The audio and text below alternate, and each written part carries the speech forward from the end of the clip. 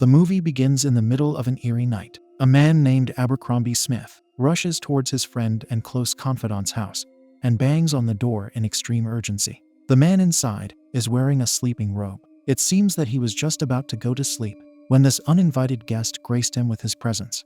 Worried about what might have compelled his friend to come over at this hour, he approaches the gate. Nearing it, he hears Smith shouting for him to open the door. There is desperation and even a hint of fear in the man's voice as he calls out. The man asks him to hold his horses as he is just about to open the door. He puts the key to the locked door and turns to unlock it. As soon as the door lock clicks, a terrified Smith forcefully pushes the door open and barges inside. Once in, he quickly bangs the door shut behind him and throws his weight on it, leaning on the door. The man is drenched in sweat and panting hard. His friend looks at the ridiculous scene before him and asks Smith what in the world happened. The wide-eyed man finally looks at his friend and, instead of answering, asks him to get him a brandy. He still looks tense and rushes right towards the window. His fearful eyes peer outside, searching for something in the dark pitch-black woods. His friend, who just turned around to accommodate his request, calls out once more, asking what happened. He says that the man looks extremely pale. What on earth happened that could have scared him that much? He pours the drink into a beautiful crystal glass as he voices his concern. Smith, however, still evades his question. He seems out of his senses. The evident fear in his eyes and voice shocks his friend to no end. Instead of answering, he begs his friend if he can stay the night there. He stutters as he explains that he must stay here. Poor Smith is on the verge of tears. He speaks how he can't face the road that he came from again, especially not at this dreadful hour. Hearing the pleading voice, his generous friend tries to calm him down. He assures him that of course he can stay here the night. He would ask his house help, Mrs. Burney, to fix up the spare room for Smith, and he can rest there. There is no need for him to get all frantic. His friend surely wouldn't kick him out. Saying that, he approaches Smith with a glass of brandy. Smith is still glued to the window. His eyes continue to search the surroundings fearfully for the source of his anxiety. He grabs the arm of his generous friend and pulls him over to point at something outside. Almost shouting in the poor man's ears, he asks if he can see the thing outside. The friend looks over at the place where Smith pointed to. There he catches a glimpse of a silhouette that passes by. He muses that perhaps it is some fellow who is passing by. Smith looks back at his friend and repeats his answer back, asking if it really is a fellow. His voice is tinged with disbelief. The other man chuckles and peers back outside. He then comes to the conclusion that since it is too dark, it is not easy for him to look. Thus, he's not sure who it is. Unlike the almost frantic Smith, his friend looks rather relaxed and composed. Although he looks a little concerned for his friend's behavior, he doesn't seem much affected by it. Perhaps he is used to such behavior, or he just doesn't care too much about it. After a while of relentless searching, Smith grabs the glass of brandy from his friend and comes over to recline on the sofa. His friend glances out the window a little more. Once it becomes clear that there is indeed no one outside, he comes back to sit down as well, inquiring about the situation again. Smith gulps down the drink and eventually relaxes a little, claiming that he is finally his own man now. He narrates to his inquisitive friend how he had almost been in the grasp of the devil himself. With a mysterious yet fearful aura, he tells his friend to come sit near him so that he can recount the dreadful tale to him. The tale is monstrous and incredible yet true. With wide, curious eyes, his friend sits quietly as he begins the harrowing tale. The scene cuts to 7 weeks earlier. We see a jolly day unfold at the University of Oxford. The students are happily engaging in their daily schedule. Smith is in his room, entertaining a guest named Monkhouse Lee, who is a fellow student and also a next-door neighbor. He asks the boy if he would like a drink, but he declines, saying that he follows religious obligations. Smith himself doesn't seem religiously inclined as he transiently makes light of Lee's choice. Anyway, after Lee's refusal, Smith also decides not to drink. They talk, and it turns out that Smith is an athlete and a future doctor. Lee comments how he wishes he had Smith's brains, to which the latter responds with a lame joke of how they are in the jar by the hat stand. They both laugh, but we all know that Lee just forced it out. As they speak, Smith talks about their other neighbor, named Edward Bellingham. He says that he tried to invite him over too, but the latter didn't respond. Lee looks a little uneasy, but still asks what Smith knows about Edward. Smith tells him that the latter is known to be an intelligent guy. He says how he is one of the best in his field, and is known to be interested in Eastern languages. Lee seems to know something about him, and Smith catches on quickly. Thus, he makes Lee spill the beans. After twitching for a bit, Lee finally speaks. He tells Smith about how he worries about Edward, since he is a little too invested in his strange studies. Moreover, he also has a temper. Lee tells how Edward had a terrible fight with a guy named Norton, and how he terrifyingly glares at him every time they cross paths. Soon the bell rings, and after a nice farewell, Lee is off to class. That evening, while Smith is busy studying, a loud scream echoes through the hall. Soon after, Lee rushes in, calling him to come over. It seems that Edward has fainted back in his room, and Lee wants Smith to check up on him. Smith rushes there and checks an unconscious Edward's pulse, which is palpitating like crazy. His face has gone entirely pale. After a quick checkup, he swiftly undoes Edward's collar, and the man gasps awake, finally gaining consciousness. However, he soon starts laughing like crazy. Smith waits for a second, and then slaps him across the face, effectively shutting him up. Finally, Edward gains his composure back. Suspicious, Smith looms over the guy, questioning him on whatever the hell he is experimenting with. He is suspicious that perhaps Bellingham is into... Perhaps he is a narcotics and turning into a junkie. That could explain his sudden crazy behavior, and his usual mood swings and temper. As Smith questions what Edward has been brewing in his room, he retorts back smartly that it's not tea. He then goes on to explain, in a rather non-caring manner, that he has been brewing a certain resin that is considered a sacred plant, the plant of ancient Egyptian priests. Seeing his behavior, Lee bursts out. He tells him to stop with all his crazy experiments, since it is the second time that he has scared the poor boy senseless. He terrified him like this last winter too. He tells Smith that he found Edward just like this back then too, with the same horrid thing in front of him. Saying this, Lee motions to the covered table before them. Smith goes over and uncovers it. Below the cover lies a terrifying, rotten-looking mummy. The man is shocked and swears under his breath. Edward, on the other hand, looks proud. He circles around them looking at the mummy, and excitedly announces that although he does not know its name, he just calls it Lot 249, just like how he came from the auction house. It seems Edward personally bought this terror. Telling them this, he goes to stand beside the mummy and looks down at it, as if in a trance. He mutters how beautiful it is. Our boy has lost his sense of deciphering beauty from the beast. Smith, ignoring all his red flags, once again asks Edward what he was up to. The boy finally tells them that he was just unwrapping the mummy. He also hints at a certain atmosphere important for the process of unwrapping, and thus he must have inhaled a little too much of whatever he was brewing while doing the deed. In the same careless attitude, he asks the boys how long he was out for. It turns out that sometimes he remains unconscious for days and even weeks. It is quite a shocking statement, but Smith just nods his head and tells him that he was out for just a couple of minutes. With everything going on around them, how can these boys remain in this room so calmly and even question the crazy Edward? Seeing them quiet, Edward decides to get philosophical with his statements, saying that the state of unconsciousness is a strange beast.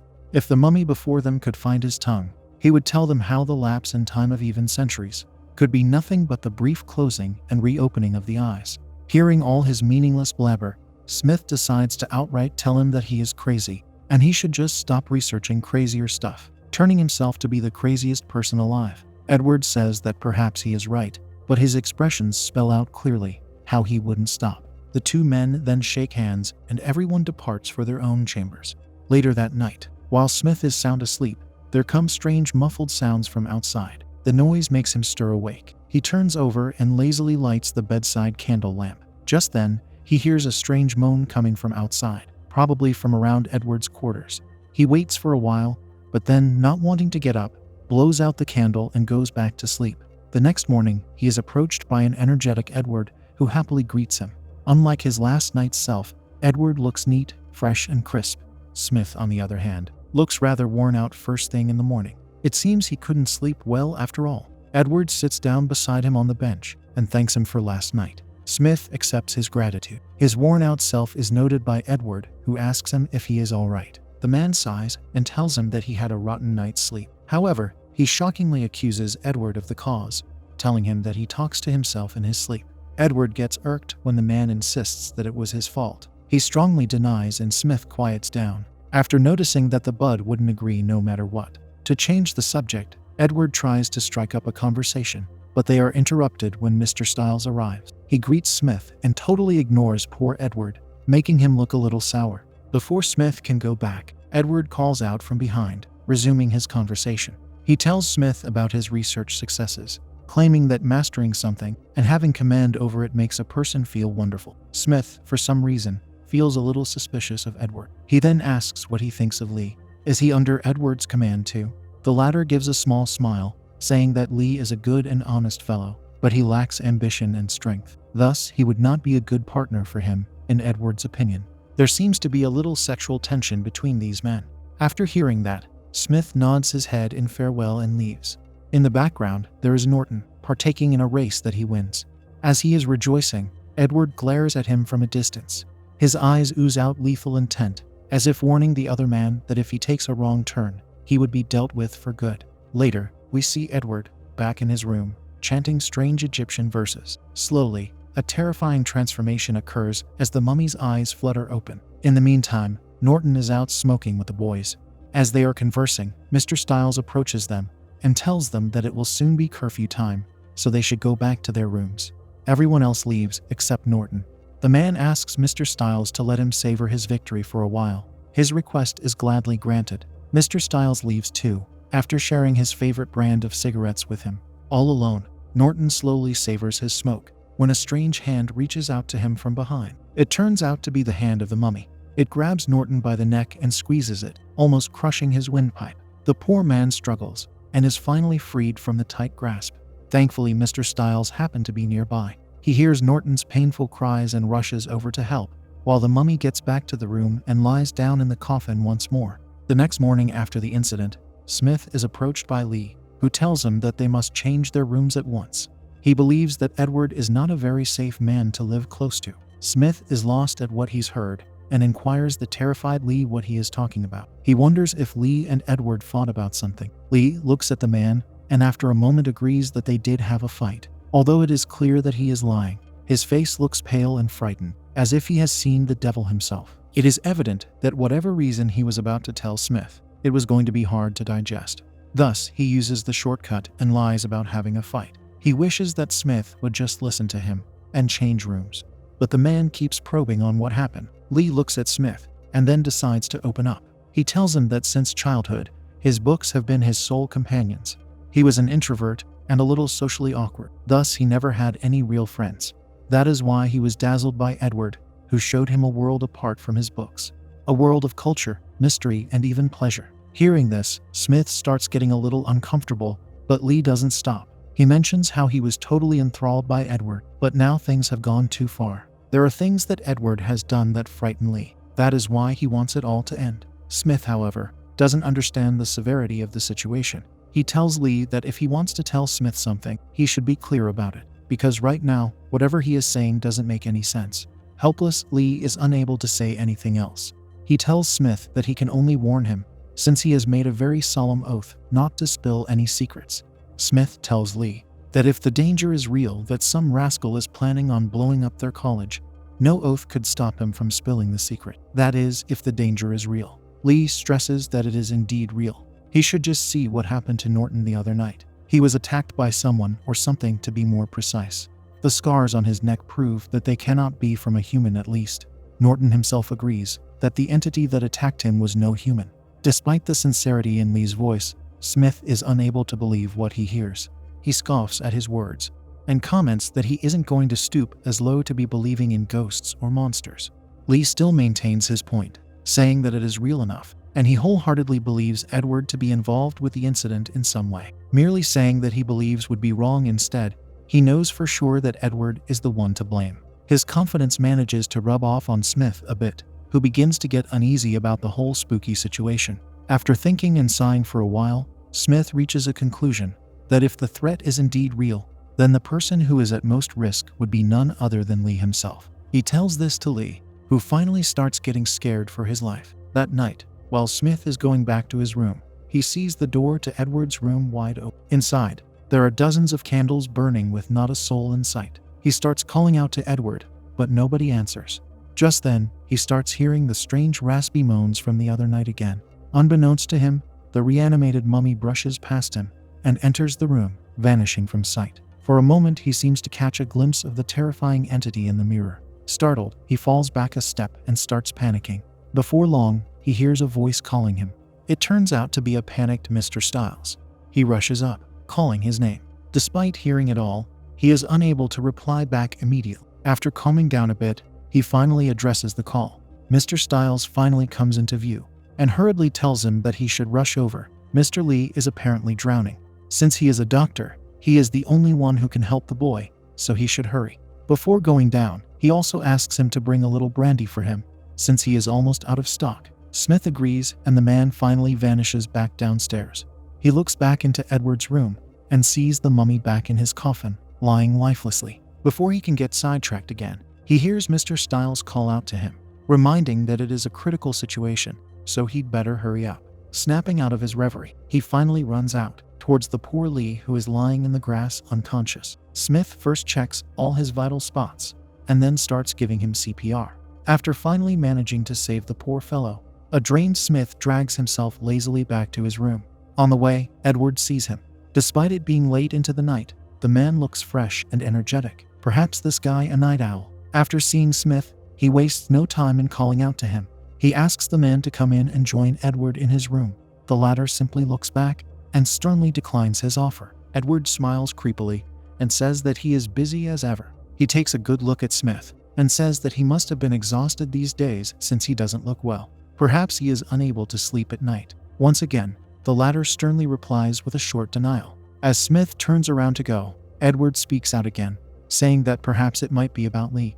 He says he heard a rumor and feels sorry for the poor lad. Angered by his words, Smith turns back around and walks over to Edward, saying that he will be feeling even more sorry because the lad is out of danger and doing well. There is a flashback where we see Lee telling Smith that he didn't fall into the water. Instead, he was thrown in. He says that the strange thing picked him up like a feather and threw him into the water. Despite him not seeing what the thing was, he knows what it is. With a grim face, Smith tells him that he also knows what it is. Back to the present, Smith tells Edward off, saying that his devilish tricks did not succeed this time. He now knows all about it. Edward tries to feign ignorance, but Smith doesn't let him.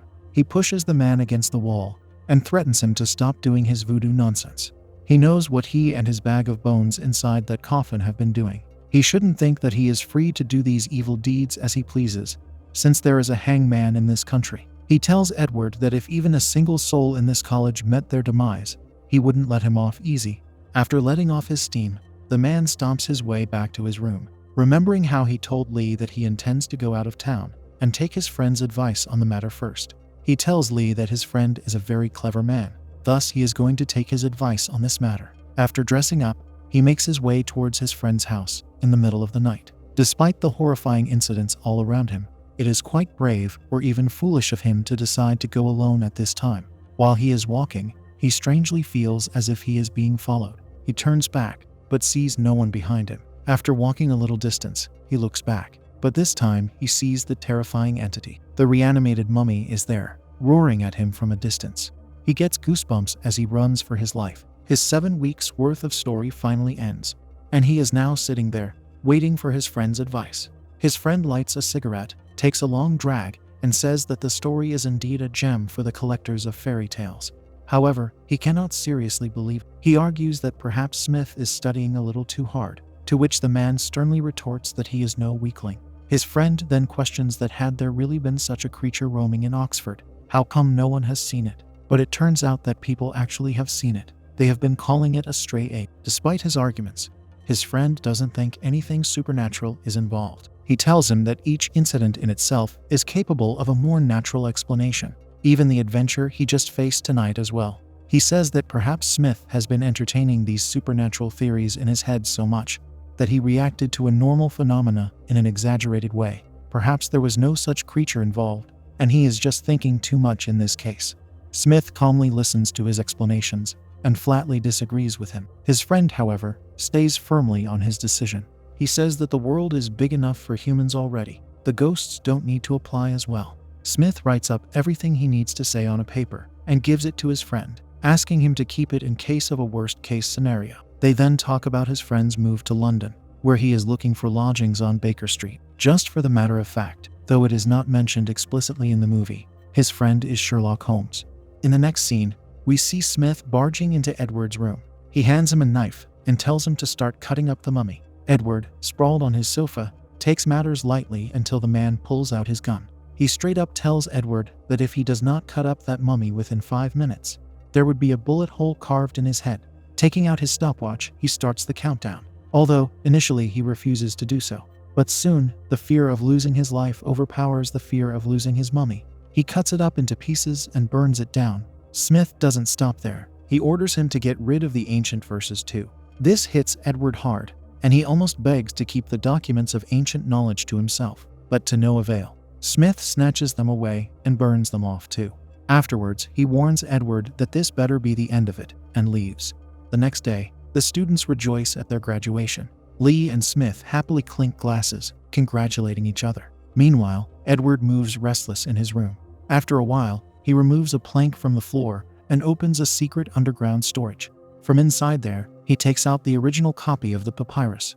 Then he approaches a mummy statue named Lot Number 250 and smiles creepily. Upstairs, while Smith is talking to Lee, he strangely goes quiet. He looks back to find the boy passed out on the chair. He approaches him to check for his pulse, when the sinister hand of a new reanimated mummy grabs his hand. He slowly looks up and his expression immediately changes, going from concern to shock to horror and ending with a maddened laughter, which soon silenced at the hands of this sinister predator. The movie ends with a crack of poor Smith's neck as it snaps.